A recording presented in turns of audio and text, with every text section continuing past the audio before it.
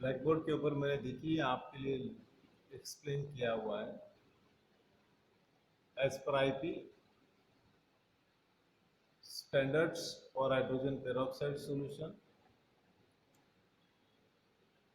contains not less than 5% weight by volume and not more than 7% weight by volume of H2O2 corresponding to about 20 times its volume of oxygen available। यानी जो sample से hydrogen peroxide solution का 20 ml उसमें कम से कम 5% weight by volume and ज़्यादा से ज़्यादा 7% weight by volume H2O2 होना चाहिए, जिसका ऑक्सीजन कैरिंग कैपेसिटी जो है लिबरेशन कैपेसिटी वो 20 टाइम्स होना चाहिए। So that's we are saying 20 volume solution, यानी 1 ml सॉल्यूशन 20 ml ऑक्सीजन को लिबरेट करते आना चाहिए, यानी उसमें से ऑक्सीजन अगर लिबरेट होगा तो वो 20 ml होना चाहिए। So that's 20 volumes. अब पहले इसमें कैलकुलेशन फॉर स्टैंडर्डाइजेशन आप देखिए, आपका previous experiment essay of ferrous sulphate जिसमें आपने पोटेशियम परमैंगनेट का नॉर्मेलिटी निकाला था bye simple formula N1V1 is equal to N2V2, means normality and volume of one substance is equal to the normality and volume of another substance। तो यहाँ हम mathematics के simple rule follow करते हैं और इसे यूज करते हुए नॉर्मेलिटी जो है पोटेशियम परमैंगनेट का वो निकालते हैं। N2 means normality of oxalic acid, volume means V2 means volume of oxalic acid, and that's divided by the volume of potassium permanganate। अब ये तीनों हमारे पास है, अगर आप प्रोसीजर ध्यान से पढ़ते हो और आपको प्रोसीजर याद है तो आप बड़े आसानी से ये सॉल्व कर सकते हैं। We are taken 10 ml 0.1 normal solution of oxalic acid. कितना लिया है हमने? 0.1 नॉर्मल ऑक्सैलिक एसिड का 10 ml। तो normality of oxalic acid that is 0.1 0.1। volume of oxalic acid we are taken for the titration, that is 10 ml, and we are getting the purity reading from the standardization assay। अब हमने जो standardisation का titration perform किया उसका हमें reading मिला था 9.1 ml, so that we are using SC of ferrous sulphate में आपका पोटेशियम परमैंगनेट का रीडिंग आया था समथिंग 9.5 के लगभग, अब यहाँ पर है 9.1 ml। So we are taken that figures, normality of oxalic acid 0.1 ml, volume of oxalic acid 10 ml divided by volume of potassium permanganate, that's our purity reading for the standardization titration 9.1 ml। So 0.1 into 10 divided by 9.1. So we are getting the normality of potassium permanganate solution is 0.109। तो ये हमारा normality आया potassium permanganate solution,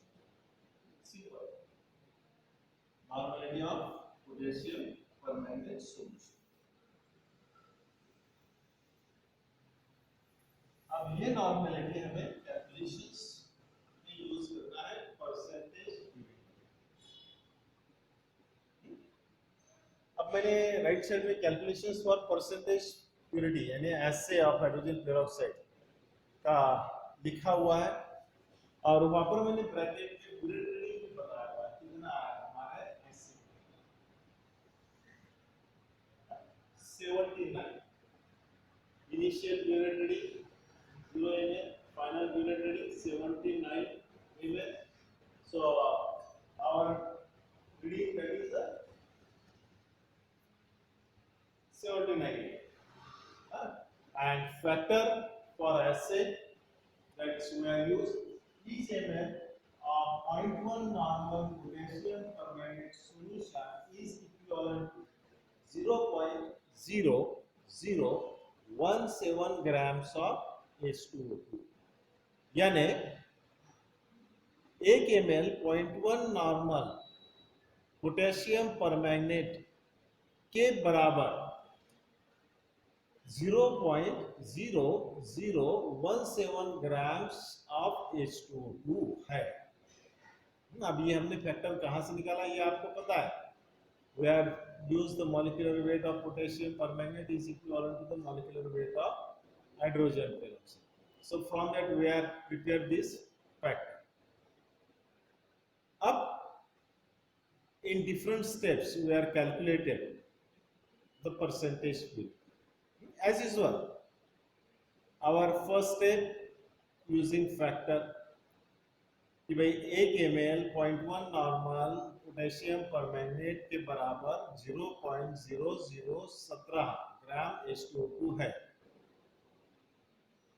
तो हमारा जो normality का potassium permanganate solution है, कितने नॉर्मेलिटी का है हमारे potassium permanganate solution, that is 0.109। अब ये 1 ml के बराबर कितना आए, that's we are calculating. So 1 ml of 0.109 normal potassium permanganate solution is equal to 0.0017 into 0.109 divided by 0.1 grams of H2O2। यानी भाई 0.1 नॉर्मल के बराबर में जितना है उसको मल्टीप्लाई करते हैं हमारी जो नॉर्मेलिटी आई हुई है उससे और डिवाइड करते हैं फैक्टर नॉर्मेलिटी से, तो उसका जो आंसर आएगा उतना grams of H2O2 is equivalent to the 1 ml of our calculated normality of potassium permanganate solution. So what we say, 1 ml of 0.109 normal potassium permanganate solution, यानी हमारा जो पोटेशियम परमैंगनेट सॉल्यूशन है जिसका नॉर्मलिटी 1.09 नॉर्मल है, उसके 1 ml के बराबर कितना आएगा, 0.017 into 0.109 divided by 0.1. So the answer is 0.00185 grams of H2O2. अब ये हो गया आपका फर्स्ट, यानी आपका जो सॉल्यूशन है हाइड्रोजन पोटेशियम परमैंगनेट का, उसके इक्विवेलेंट कितना हाइड्रोजन पेरोक्साइड आता है ये आपने निकाल लिया। नाउ सेकंड स्टेप, सिंपल, अगर हमारे कैलकुलेटेड नॉर्मेलिटी के पोटेशियम परमैंगनेट सॉल्यूशन के 1 ml के बराबर इतना है, तो हमारा जो ब्यूरेट रीडिंग है टाइट्रेशन का 79 ml, तो उसके बराबर कितना है, that's we are calculating. So x ml of 0.109 normal potassium permanganate is equivalent to, अब सिंपल है 1 ml के लिए इतना, तो 79 ml के लिए कितना आएगा, उसको मल्टीप्लाई बाय 79 करते हैं। So that simple, we are getting the answer 0.0017 into 0.109 divided by 0.1 multiplied by 79।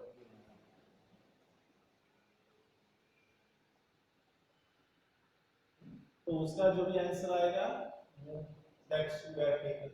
So 79 ml of 0.109 normal potassium permanganate is equivalent to 0.1464 grams of H2O2. That's our second step.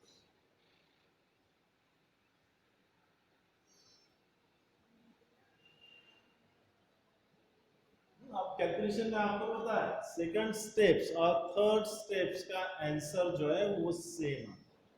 So that's assumption कि भाई हमने जितना sample लिया था उतने samples को react होने के लिए इतना अमाउंट जो है स्टैंडर्ड सॉल्यूशन का हमें लगा। तो सैंपल के इक्विवेलेंट उतना ही अमाउंट जो है वो आता है हाइड्रोजन पेरोक्साइड। आपने सैंपल कितना लिया था 25 ml diluted sample of hydrogen peroxide. आपने कितना लिया था 25 ml डाइल्यूटेड। प्रोसीजर याद कीजिए, आपने 10 ml सैंपल लिया, वॉल्यूमेट्रिक फ्लास्क में डाला, उसको डाइल्यूट किया 100 ml तक और उसमें से पिपेट आउट किया 25 ml 25 ml और उसको आपने यूज किया टाइट्रेशन करने के लिए। आपने कोनिकल फ्लास्क में कितना लिया था 25 ml। अब ये 25 ml डाइल्यूटेड सैंपल के बराबर उतना ही अमाउंट आएगा हाइड्रोजन पेरोक्साइड का। सो 25 ml of diluted sample of H2O2 is equivalent 0.1464 grams of H2O.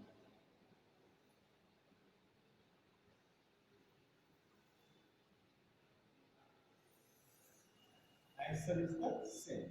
Second step and third step. अब आपने 25 ml डाइल्यूटेड लिया था तो यहां आपके दो स्टेप जो है एक्स्ट्रा बढ़ गए क्योंकि आपने डाइल्यूटेड करके लिया है। अब 25 ml डाइल्यूटेड तो 100 ml डाइल्यूटेड में कितना आएगा। अब 100 ml डाइल्यूटेड में इतना आएगा तो आपने कितने ml सॉल्यूशन को 100 ml तक डाइल्यूट किया था 10 ml। तो हमारे 10 ml अनडाइल्यूटेड सॉल्यूशन में उतना आएगा। अब 10 ml में उतना आएगा तो 100 ml अनडाइल्यूटेड सॉल्यूशन में कितना आएगा। तो इसका जो आंसर आएगा that is our percentage purity for hydrogen peroxide solution. Simple.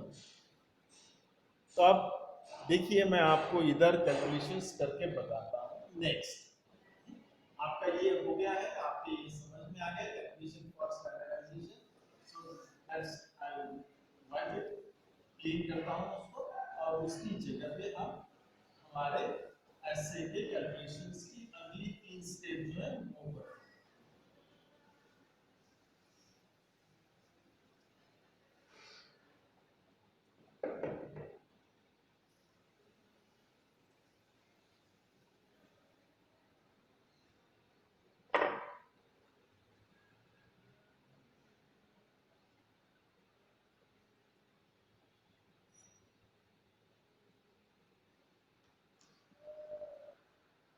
So fourth वर्ष क्या आएगा simple.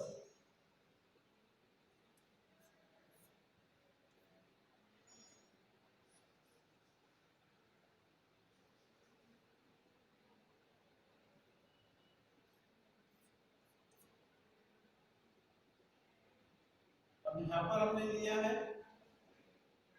WML 25 ml diluted.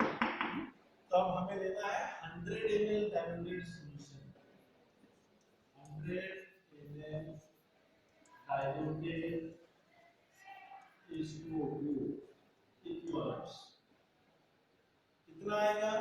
Simple है, इसको हम 4 से मल्टीप्लाई कर देंगे तो उसका जो आंसर आएगा वो। तो simple 0.017 into 0.109 into 79 divided by 0.1 into 4, that's the grams of H2O2. So what we say 100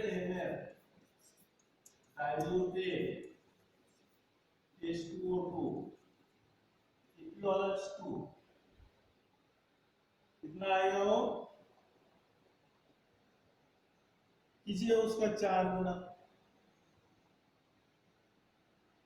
1464646428 141428. So simple, that comes 5856, 0.5856 grams of H2O. यानी हमारे 100 ml डाइल्यूटेड हाइड्रोजन पेरोक्साइड के अंदर कितना ग्राम्स H2O है। So what's our next step, आपको पता है आपने कितने ml सॉल्यूशन को डाइल्यूट किया था 100 ml में, 10 ml। सो 10 ml अनडाइल्यूटेड H2O, ये अनडाइल्यूटेड